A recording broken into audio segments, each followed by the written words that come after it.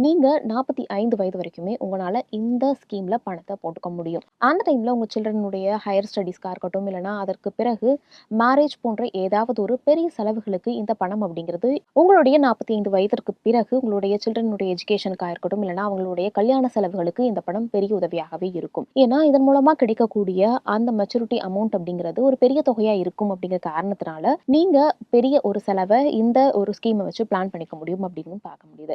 சரி, இந்த ஒரு திட்டத்தின் கீழ நம்ம இன்வெஸ்ட் பண்றோம் அப்டின்னா, இதற்கு வட்டி இன்ட்ரெஸ்ட் அப்படிங்கிறது எவ்வளோன்னு பார்க்கும்போது 7.1% ஆக இருக்கு. தற்காலிகமா இந்த 7.1% அப்படிங்கிறது நடைமுறையில் இருக்கு. அதே நேரத்துல குவார்ட்டர்லிக்கு ஒன்ஸ் வந்து கவர்ன்மெண்ட் இந்த இன்ட்ரெஸ்ட் ரேட் அப்படிங்கிறத சேஞ்ச் பண்றதற்கான வாய்ப்புகளும் இருக்கு.